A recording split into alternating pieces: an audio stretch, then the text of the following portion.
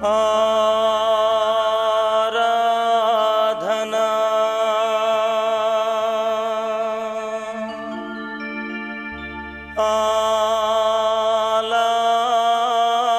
ఆలాపనా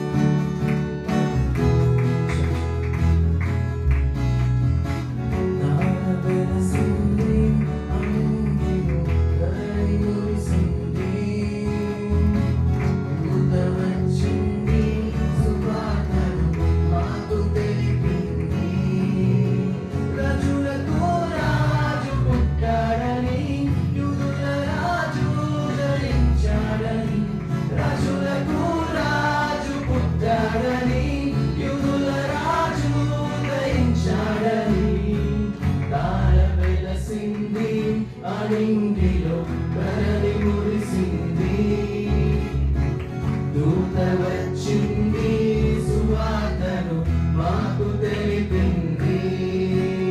మందను విడచి మమ్మును మరచి మేమంతా కలిసి వెళ్ళాములే. ఆ ఊరిలో ఆ పాటలో స్తుతి గానాలు పాడాములే. మందను విడచి మమ్మును మరచి మేమంతా కలిసి వెళ్ళాములే. ఆ ఊరిలో ఆ పాటలో స్తుతి గానాలు పాడాములే. సంతోషమే ఇక సంబరమే, లోక రక్షణ ఆనందమే. స్తోత్రార్పణే మా రాజుకే, ఇది క్రిస్మస్ ఆర్భాటమే. వెలసింది అనింగిలో ధరణి మురిసింది, దూత వచ్చింది, సువార్తను మాకు తెలిపింది. బంగారమును సమ్రాణిను ఓలమును తెచ్చాములే. ఆ ఇంటిలో మా కంటితో నిన్ను కనులారా కాచాములే.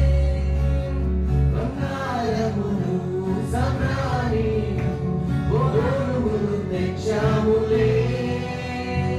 ఆ ఇంటిలో మా కంటితో నిన్ను కనులారా కాచాములే.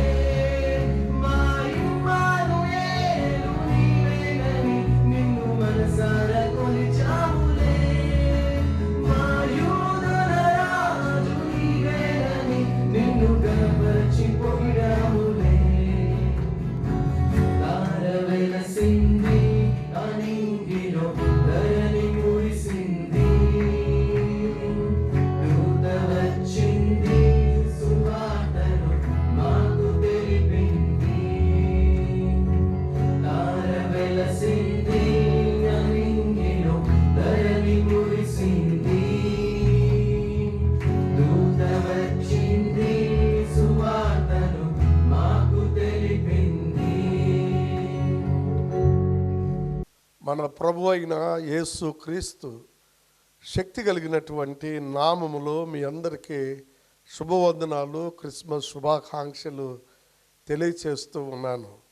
మా ప్రియమైనటువంటి శ్రోతలారా, ఎలా ఉన్నారు?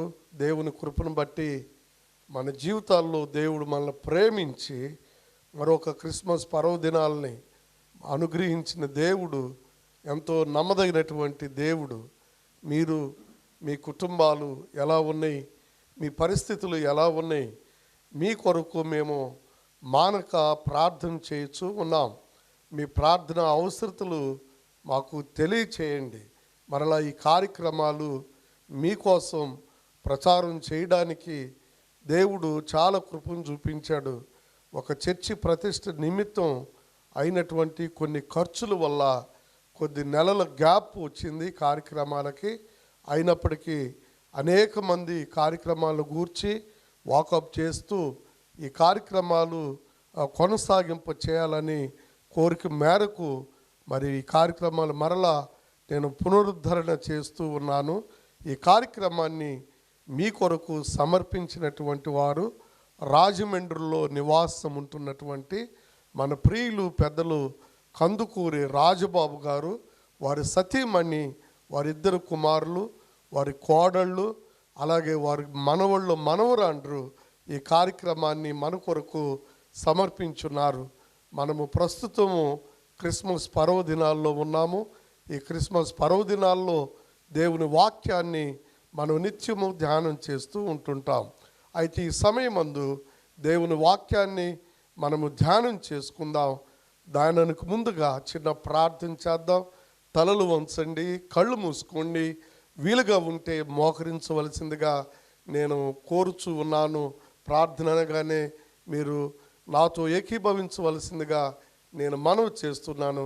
ప్రియ పరలోక తండ్రి, మహోన్నతుడా, మా ప్రభువా, సర్వాధికారి, సర్వశక్తిమంతుడా, జీవాధిపతి, నీ వందనాలు స్తోత్రాలు చెల్లిస్తున్నా. ఈ సమయమందు నీ వాక్యాన్ని వినుచుంటుండగా కృప చూపించండి. వినగల చెవులు, గ్రహించగల హృదయాన్ని మాకు మీరు దయచేయమని యేసు దివ్య నామమును బట్టి అడిగి స్తోత్రించి ప్రార్థించి వేడుకుంటున్నాం పరమ తండ్రి, ఆమెన్. ప్రియ దేవుని బిడ్డలారా, ఆమెన్ అని చెప్పినటువంటి మీకు అందరికి కూడా ప్రత్యేక వందనాలు తెలియచేస్తున్నాం. మన జీవితాలను ప్రేమించి మన దేవుడు మనకి మరొక పర్యాయము క్రిస్మస్ పర్వదినాలను ఆచరించడానికి, అనుసరించడానికి, అనుభవించడానికి దేవుడు చాలా కృపను చూపించాడు. మనం ఎన్నో సంవత్సరాలుగా ఈ క్రిస్మస్ సందేశాలు మనం వినుచూ ఉన్నాం. అయినప్పటికీ నిత్యము మనకి క్రిస్మస్లో ప్రసంగాలు చాలా క్రొత్తవిగాను, ఆనందంగాను, ఆనందదాయకముగాను, మరి పసందైనటువంటి సందేశాలు మనకి పరిశుద్ధ బైబిల్ గ్రంథంలో మనకు దొరుకుతూ ఉన్నాయి. క్రిస్మస్ అనగానే పశువుల శాలను గూర్చి, యేసేబు మరియలను గూర్చి, జకరియా ఎలిజబెత్ను గూర్చి, బాప్తిసమిచ్చు యోహాను గూర్చి, అలాగే నక్షత్రాన్ని గూర్చి, జ్ఞానులు గూర్చి మనం ఎన్నో ప్రసంగాలు మనం వింటూ ఉన్నాం. గొల్లలను గూర్చి వింటూ ఉన్నాం, అలాగే జ్ఞానులు గూర్చి మనం వింటూ ఉన్నాం. ప్రత్యేకంగా క్రిస్మస్లో ఉన్నటువంటి లవ్వింగ్, గివింగ్, షేరింగ్ గూర్చి ఎన్నోసార్లు మన వాక్య భాగాలు వినుచున్నాం.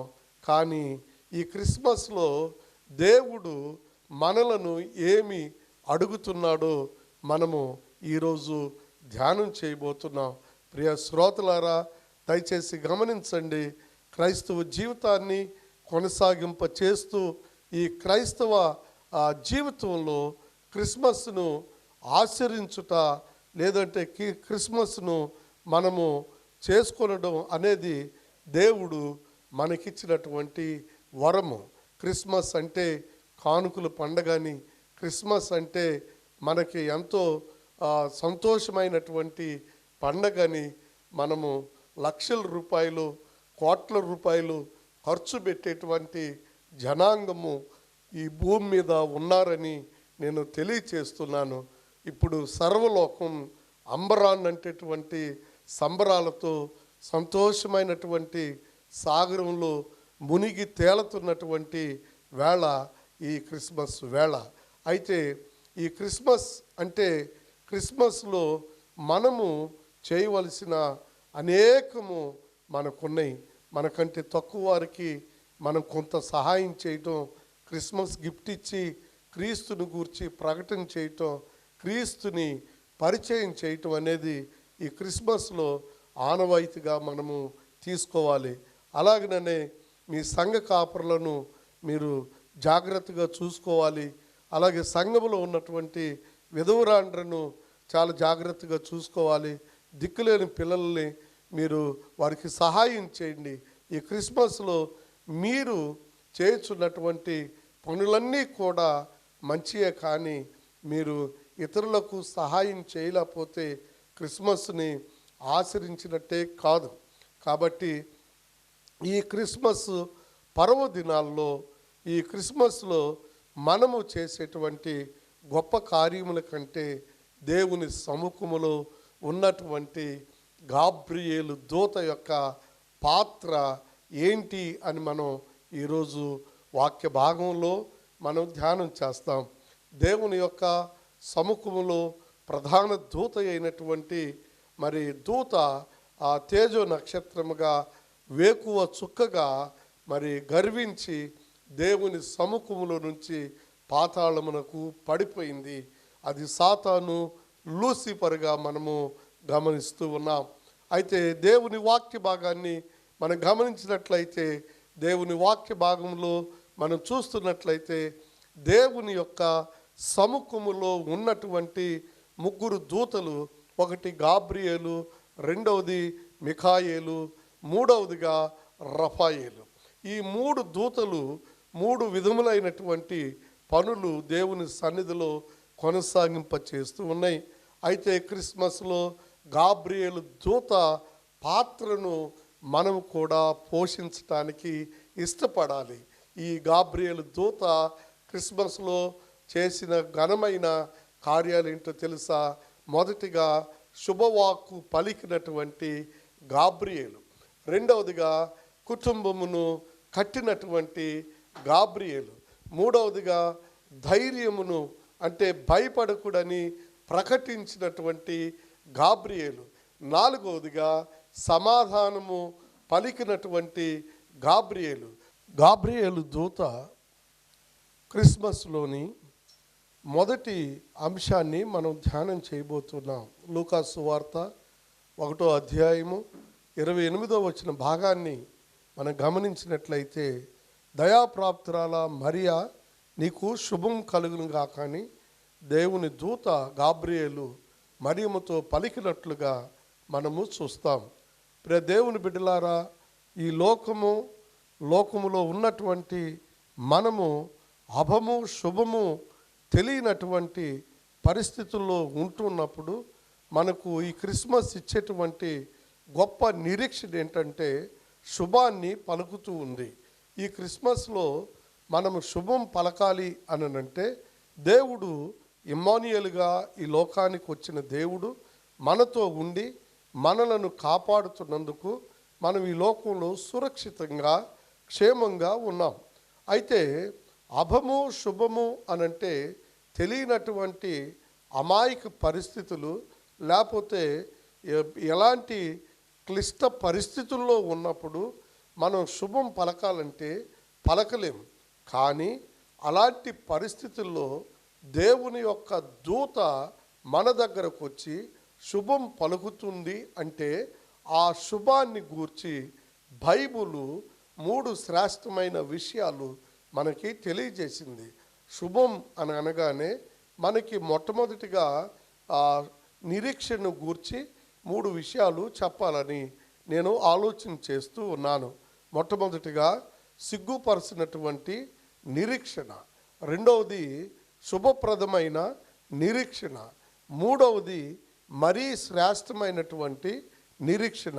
ఇక్కడ మరియా జీవితాన్ని మనం ఆలోచన చేసినప్పుడు, యేసేపునకు మరి ప్రధానము చేయబడిన తర్వాత మరి ఆమె గర్భవతి అని మరి తెలిసిన తర్వాత ఈ యొక్క యేసేపు మరియను విడిచిపెట్టాలని ఆలోచనలో పడి ఉన్నాడు.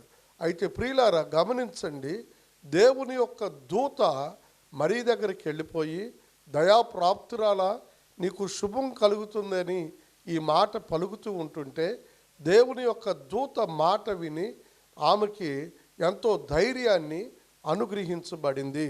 మన జీవితంలో శుభము జరగాలి అనంటే దేవుని సన్నిధిలో గొప్ప ప్రార్థన చేయాలి. దేవుని సన్నిధిలో ఆయనను బ్రతిమలాడుకోవాలి. మూడవదిగా ఆయన దయకు మనము ప్రాప్తులము కావాలి. నాలుగవదిగా మనము శుభం జరగాలి అనంటే ఆయన సన్నిధిలో మనము నిందారహితులుగా ఉండాలని వాక్యము సెలవిస్తుంది. ఇకపోతే రెండవదిగా గాబ్రియేలు దూత ఈ క్రిస్మస్లో ఆ పాత్ర ఏంటి అని అంటే కుటుంబమును కట్టినటువంటి గాబ్రియేలు. దేవుని వాక్య భాగం మత్తయి సువార్త 1వ అధ్యాయము 19వ వచనాన్ని మనం చదివినట్లయితే, ఇక్కడ యేసేపు మరియ జీవితాన్ని గూర్చి మనం ఆలోచన చేస్తే ఈ క్రిస్మస్లో యేసేపు మరియ కుటుంబ వ్యవస్థ చాలా అవస్థగా మారిపోయింది. ఎందుకనంటే వివాహము అనంటే 3 ఘట్టాలు ఉన్నాయి.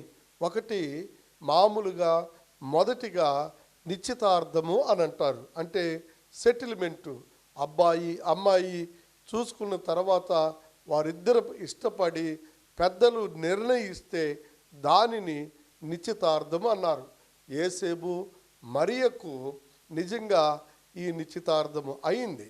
రెండో ఘట్టము మరి బెట్రోతల్ అంటే ప్రధానము. ఈ కార్యక్రమం కూడా మరియా యేసేపులకు అయినది. ఇకపోతే ఈ యేసేపు మరియను చూసినప్పుడు ఆమె రూపవతని గుణవతని ఆయన మరియను వివాహము చేసుకోవడానికి ఇష్టపడి ఉన్నాడు. ప్రధానం మాత్రము అయింది, వివాహం మాత్రము కాలేదు. అయితే ఇప్పుడు యేసేపు తెలుసుకున్నది ఏంటంటే మరియా గుణవతి, రూపవతి, మూడవదిగా గర్భవతి అని తెలుసుకొని ఆమెను రహస్యముగా విడిచిపెట్టాలనేటువంటి ఆలోచనలో యేసేపు పడిపోయి ఉన్నాడు.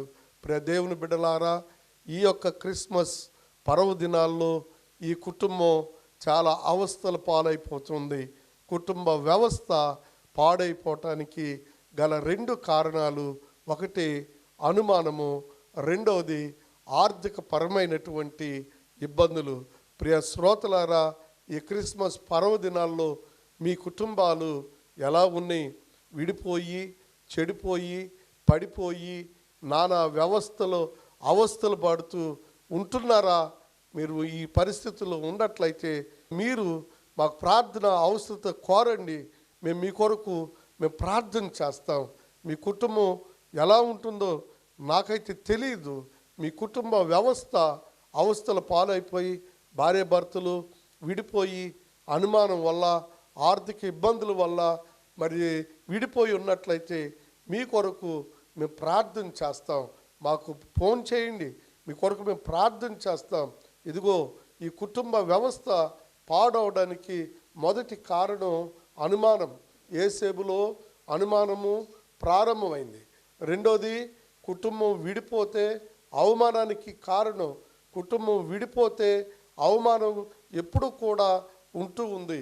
భార్యను వదిలిపెట్టినటువంటి భర్తని, భర్తను వదిలిపెట్టినటువంటి భార్యని చాలా చెడ్డ పేరు ఈ సొసైటీలో మనం చూస్తూ ఉంటాం. కాబట్టి ఇక్కడ క్రిస్మస్లో యేసేపు మరియా కుటుంబాన్ని కట్టడం కొరకు ఈ గాబ్రియేలు దూత యేసేపునకు ప్రత్యక్షమై, నీతిమంతుడైనటువంటి యేసేపు, నీ భార్య అయినటువంటి మరియా గర్భము ధరించినది అది మనుషుని వలన కలిగినది కాదు, అది దేవుని యొక్క పరిశుద్ధాత్మ శక్తి వలన కలిగిందని ఎప్పుడైతే తనకున్నటువంటి అనుమానాన్ని మరి తీసివేసిందో వెంటనే ఈ యేసేపు మరియను చేర్చుకోవడానికి ఇష్టపడి ఉన్నాడు.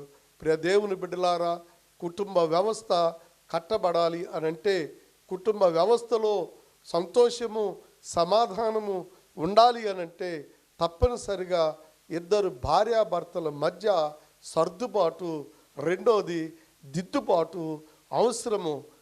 రెండవదిగా కుటుంబము కట్టబడాలి అనంటే అహమును తగ్గించుకోవాలి, మరి గర్వాన్ని తగ్గించుకోవాలి. మూడవదిగా కుటుంబము కట్టబడాలి అనంటే ఫర్గివ్ అండ్ ఫర్గెట్. ఈ విషయాలను మీరు శ్రోతలు గమనించవలసిందిగా నేను మనవి చేస్తున్నాను. కుటుంబం పతనం అవడానికి మొట్టమొదటి కారణం అనుమానము. రెండవది కుటుంబం చెడిపోవటానికి మొదటి కారణం అనుమానము. కుటుంబము చెడిపోవడానికి రెండవ కారణం ఏంటంటే ఆర్థిక ఇబ్బందులు. కుటుంబం కట్టబట్టడానికి మనకి కారణం అభిమానం కావాలి. ఇలాంటి అభిమానాన్ని మనం చూరగొన్నట్టయితే మన కుటుంబాలు కట్టబడతాయి. మూడవదిగా గాబ్రియేలు దూత క్రిస్మస్లో చేసినటువంటి మూడవ పని దేవుని వాక్యాన్ని లూకాసు వార్త 2వ అధ్యాయము 8-9 వచనాల్లో భయపడకుడి అని గొర్రెల కాపర్లకి తెలియజేయటం జరిగింది. వారు ఆకాశంలో గొప్ప వెలుగు చూసి వారు భయపడ్డారని వ్రాయబడి ఉంది. ప్రియ దేవుని బిడ్డలారా, ఈ యొక్క గాబ్రియేలు దూత వారితో మాట్లాడినప్పుడు నిజంగా మీరు భయపడకుడి, ఇదిగో ప్రజలందరికీ కలగబోవు మహా సంతోషకరమైనటువంటి సువర్తమానము నేను మీకు తెలియచేస్తున్నాను అని గాబ్రియేలు దూత గొర్రెల కాపరులకు తెలియజేయటం జరిగింది. నీకు ఎలాంటి భయం ఉన్నది? మరణ భయమా, లేకపోతే రోగ భయమా, లేకపోతే లోకాన్ని చూసి భయపడుతున్నావా, లేకపోతే సాతాన్ని చూసి భయపడుతున్నావా? నీవు ఈరోజు ఒక దాని విషయంలో భయపడుతూ ఉన్నావు. ఆ భయం విషయంలో దేవుడు నీకు సెలవిస్తూ ఉన్నాడు. ఆయన నిన్ను బలము నుండి, ఆ భయము నుండి ఆయన నిన్ను విడిపించడానికి, దాస్యము నుండి విడిపించడానికి ఆయన ఈ లోకానికి వచ్చి ఉన్నాడు. ఆయన నువ్వు చేర్చుకోవాలి, ఆయన దగ్గరకు నువ్వు రావాలి, ఆ బాలుడైన యేసు దగ్గరికి నీవు రావాలి. ఇకపోతే 4వదిగా మనం గమనించినట్లయితే గాబ్రియేలు దూత యొక్క 4వ పని విషయము మనం గమనించినట్లయితే సమాధానం కలుగును గాక. ప్రియ దేవుని బిడ్డలారా గమనించండి, దేవునికి ఇష్టలైన ప్రజలకు భూమి మీద సమాధానము కలుగును గాక అని వ్రాయబడినది. మీరు దేవునికి ఇష్టలైన ప్రజలైనట్లయితే మీ హృదయాల్లో, మీ కుటుంబాల్లో, మీ యొక్క మార్గాల్లో సమాధానం ఉంటుంది. అలాంటి సమాధానం లేని వారు ఎవరైతే ఉంటున్నారో ఈ క్రిస్మస్ను చేసుకోలేరు. ఎవరికైతే సమాధానం లేదో వారు ఈ క్రిస్మస్లో ఆనందించలేరు. ఎందుకో తెలుసా? ఎన్ని బట్టలు వేసుకున్నా, ఎంత భోజనం చేసినా, ఎన్ని ఆరాధనలకు వెళ్ళినా హృదయంలో నెమ్మది లేకపోతే దేవుడు నిన్ను దూరం పెట్టాడని గుర్తుపెట్టుకో. నువ్వు దేవునికి దగ్గర కావాలి అని అంటే ఆయనకి దగ్గరికి నువ్వు రావాలి. పశుశాలలో పవళించిన యేసు దగ్గరికి నువ్వు రావాలి. 5వదిగా మనం గమనించినట్లయితే గాబ్రియేలు దూత యేసు క్రీస్తుని పరిచయం చేసింది, ప్రకటన చేసింది. మీరు గమనిస్తున్నారా? యేసు ప్రభుని ఈరోజు సంఘం పరిచయం చేయలేకపోతుంది, ప్రకటన చేయలేకపోతుంది. అలాగనే దేవుని యొక్క మాటల్ని చెప్పలేకపోతుంది. కోట్ల రూపాయలున్న సంఘం కూడా యేసు ప్రభు యొక్క ప్రకటనను మర్చిపోయి నిర్జీవ స్థితిలో ఉంది.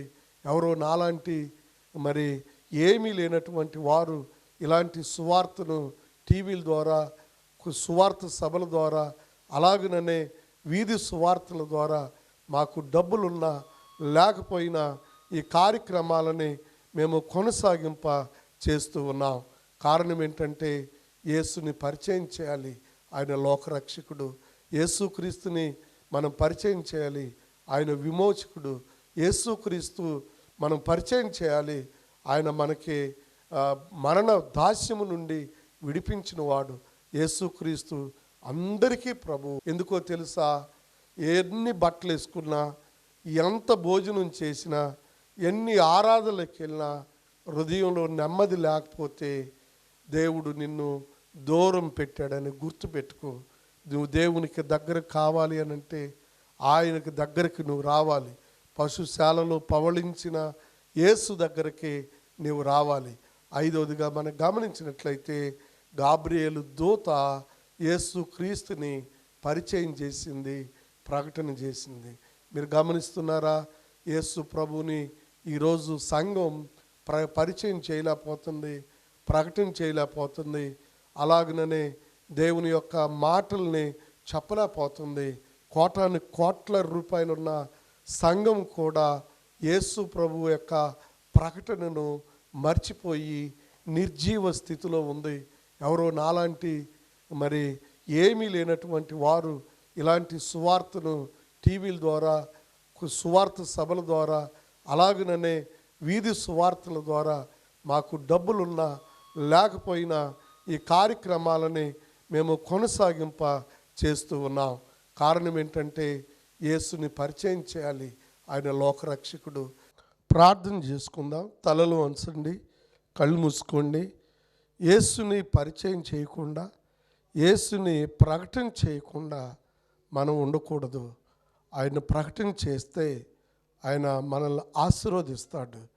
ఆయన సువార్త కోసం, ఆయన ప్రకటన కోసం మనం ఎంత శ్రమిస్తే అంత దేవుడు దీవిస్తాడు. ఈ క్రిస్మస్లో ఆయన ప్రకటన చేద్దాం. తలలు వంచి కళ్ళు మూసుకున్నట్లయితే ప్రార్థన చేసుకుందాం.